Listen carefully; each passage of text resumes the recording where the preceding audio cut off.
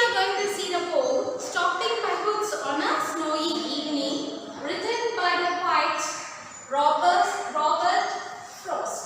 Robert Frost. Have you got chance to go to your relative house? Definitely you got chance, isn't it? Okay, while you are traveling, you have enjoyed the nature.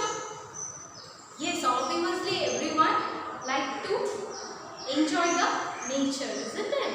And if you are traveling by in a car, okay, have you ever stopped in the middle just to see and enjoy the beauty of the nature?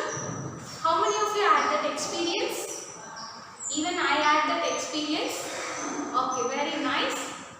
Here in this poem, the Robert Frost, he got a chance to admire the beauty of the nature or beauty of the forest. So what he has done, he just stopped in the middle and he admired the beauty of the forest. That's what we are going to read in this poem. Before that, here about the author is given in page number 147, isn't it? Robert Frost, about the poet. Actually, author we say to the person who is writing the novel or any other article. This is a poem, we have to say as a poet. Yes, Robert Frost. He was an American poet. He was an American poet. He was noted for his realistic description of rural life. What is the meaning of realistic description? He depicts the life of the people in the rural areas.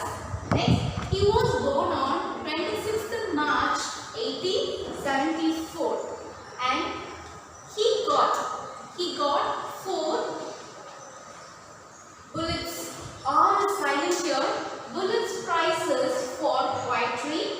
He was a special guest at President John F. Kennedy's inauguration. What is the meaning of inauguration? It is the open ceremony. Yes. He became a poetic force and the unofficial poet laureate of the US. Laureate. This is a phonetic pronunciation. I have written here. Laureate. Laureate is nothing but a person honored with an award for over extraordinary creativity. Is it clear? Okay, from the beginning you will see the poem Stopping by Hoods on a Snowy Evening, written by the poet Robert Frost. He was an American poet.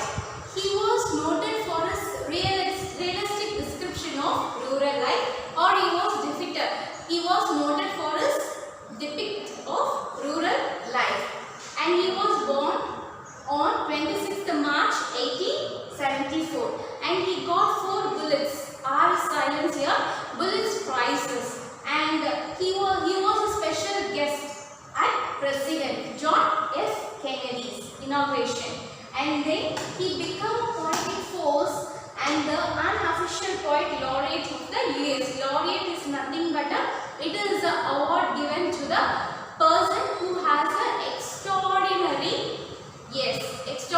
creativity or intelligent level. Okay, now we see this beautiful poem. What is the name of the poem? Yes, Stopping by Hoods on a Snowy Evening. Who is the poet? Robert Frost. Okay. Shall we read together? Take page number 146. Okay, very good. Whose hoods? This poem has 4 stanzas. How many stanzas it has? Yes, it has 4 stanzas. Okay, shall we start with the first stanza? Whose hoods these are, I think I know. His house is in the village door. He will not see me stopping here to watch his hoods fill up with snow. Whose hoods these are, I think I know. In this stanza, the poet Robert Frost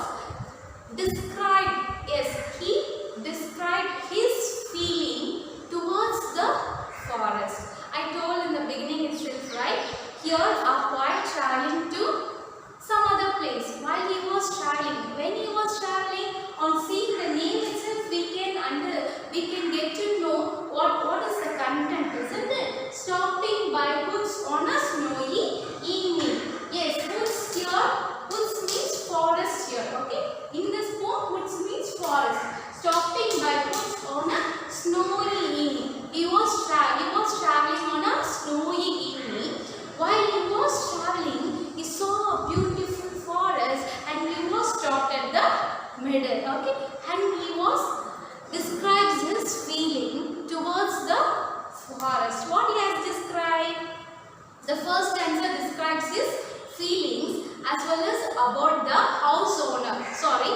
owner of the land. Whose house these are, I think I know. His house in the village though. He will not see me. He will not see me stopping here to watch his hoods fill up with stone. The poet says, what he says? Who is the speaker here? Yes, Robert Frost. The speaker thinks about who owns the hoods that he is passing through, and he is sure that the house of the landowner is far away in the village, and so he is not aware of me to watch the snowfall in the forest. The poet thinks that the owner of the house, he is thinking about the owner, and he also says that he knows about the owner in the sense he knows that the house of the owner. He guessed that his house may be near and his house may be far away in the village. So he may not see me he may not see me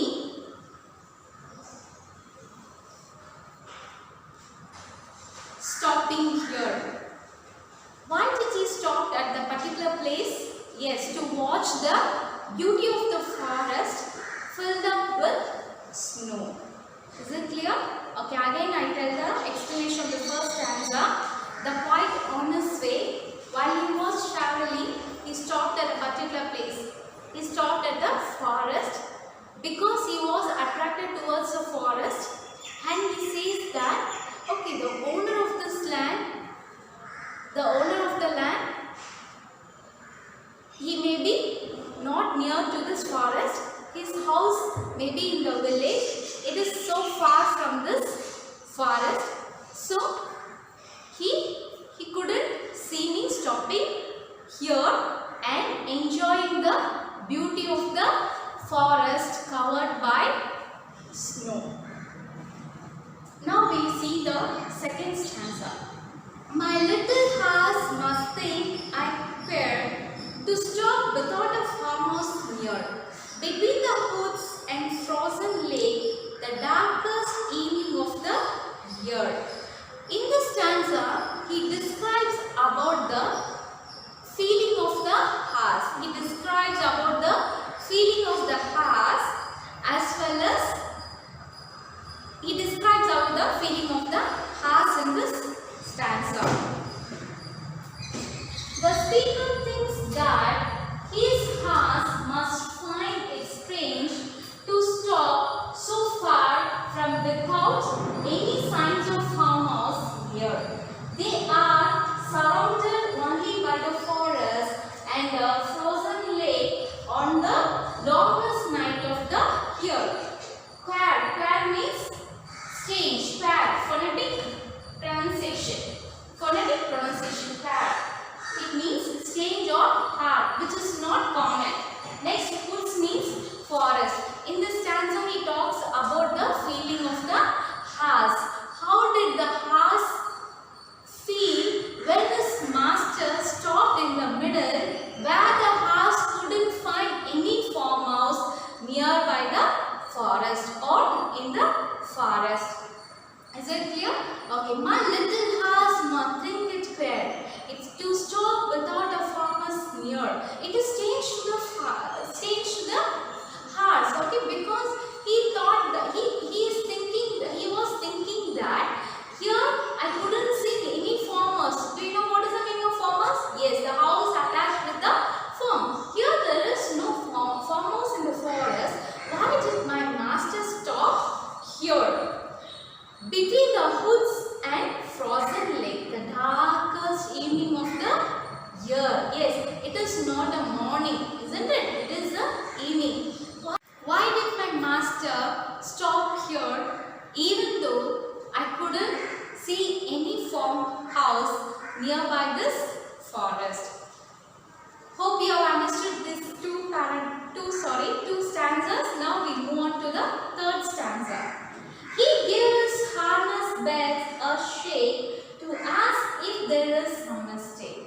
The only other sounds the sweep of easy wind and brownie flake. In this stanza, the poet describes the message conveyed by the horse. Here, horse won't speak, isn't it? But he shows some signs in order to ask his master why did he stop here. He gives his harness bells a shake. What is the meaning of harness? Harness silent here. Phonetic pronunciation. Harness is nothing but equipment or strap around the horse in order to control. Have you seen? Yes, it has the bell. Okay, he shakes his bell. The horse shakes the bells on its harness, is asking if the speaker has made a mistake by stopping. The only other sounds beside the ringing of these bells are that of the wind and falling snowflakes, which the speaker likens to the feathers of goose down. Okay, actually, in this stanza, he describes the sound made by the horse as well as the other sound that he was heard in the sound. What are those two sounds? It's nothing but sounds of the easy wind. What is the meaning of brownie flake? It is nothing but a soft, feathery, small pieces of snow falling from the sound. Apart from these two sounds, overall three sounds. That is harness shake of the bell, and then second one the easy wind, and then falling of the snow. It's like a soft, feathery, small pieces, yes, falling from the sky. He gives harness. Okay, the poet says that in order to ask me, the horse, yes, give his harness bell a shake to ask by mistake I would have stopped here. Okay, actually he stopped in the forest in order to enhance the beauty of the forest. Next stanza. The woods are lovely, dark and deep, but I have promises to keep, and miles to go before I sleep, and miles to go before I sleep. Here, what is meant by woods? Yes, here the meaning of woods is forest. Okay, how is the forest? It is lovely, dark, and so dark. It is during a night, evening time, isn't it? So it is so deep. But I have promises to keep. The poet says that even though the beauty of the forest attracted me so that I am standing here, but I have lots of works to do, or I have promises to keep up. So I have to go miles before I sleep. Is it clear? Okay, we will recall from the beginning. In the first stanza, the poet describes the feeling of him towards the forest as well as about the owner of the forest. And then in the second stanza, he talks about how did the horse think when he stopped in the middle of the house. That is, the horse made things that here, even though he couldn't see any farmhouse nearby the forest, why did my master stop? Why did my master stop here? In the third stanza, he asked his master by giving a harness, by shaking his bell in the harness. And apart from the harness bell sound, two more sounds are there. One is sound of the easy wind, and as well as the downy flake. Downy flake is nothing but a snowfall from the sky.